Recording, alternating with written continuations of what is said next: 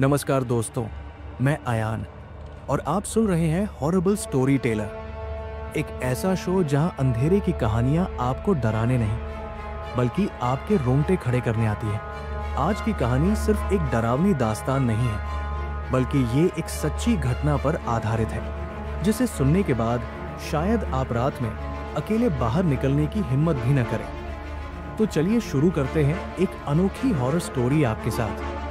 ये कहानी है उत्तर प्रदेश के एक पुराने रेलवे स्टेशन की, जिसका नाम है नरकपुर जंक्शन। एक ऐसा स्टेशन जो अब ट्रेनों से कम और आत्माओं से ज्यादा आबाद है। स्टेशन के प्लेटफॉर्म नंबर 3 के बारे में एक किंवदंती प्रचलित है। यहाँ हर अमावस की रात एक महिला सफेद साड़ी में ट्रेन का इंतजार करती दिखाई देती है।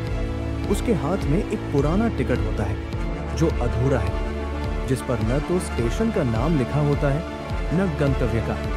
लेकिन उसके आने के बाद जो भी उस प्लेटफॉर्म पर होता है वो या तो गायब हो जाता है या फिर अगले दिन किसी खाली डिब्बे में उसकी लाश मिलती है, आंखें खुली और मुंह में वो अधूरी टिकट फंसी हुई। ये सब शुरू हुआ 1984 में, जब एक महिला संध्या, जो एक सरकारी कर्मचारी थी, अपने पति के साथ नरकपुर से दिल्ली की यात्रा कर रही थी।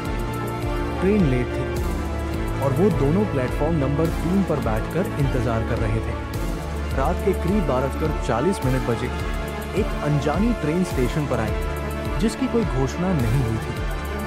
धुआं, सीटी और अजीब सी ठंडी हवा के साथ वो ट्रेन आई, लेकिन रुकते ही कुछ देर बाद गायब भी हो गई, जैसे कोई सपना। उसी ट्रेन में संध्या का पति अंदर चला गया, ये कहकर कि वो अंदर जाकर सीट देखेगा, लेकिन वो कभी लौटकर नहीं आया।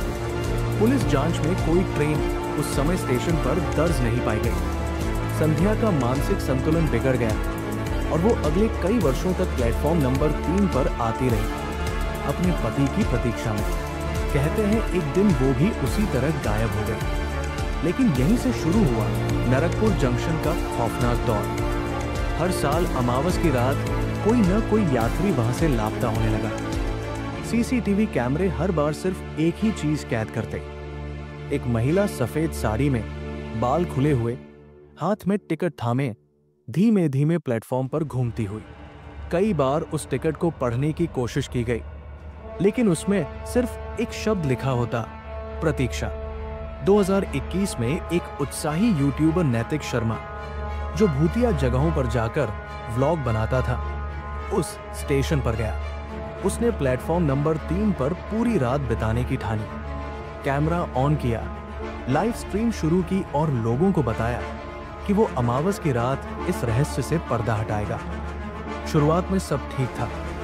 उसने स्टेशन के कर्मचारी, पुराने टिकट बाबुओं से बात की और यहाँ तक कि एक बुजुर्ग गार्ड ने उसे चेतावनी भी दी, बेटा, अधूरी टिकट की कहानी सिर्फ कहानी नहीं है, वो मौत का बुलावा है। लेकिन नैतिक हंसकर आगे बढ़ गया। रात 12:39 बजे प्लेटफॉर्म नंबर 3 की लाइटें अचानक झपकने लगी। कैमरे में कुछ क्षणों के लिए सफेद साड़ी लहराती दिखी।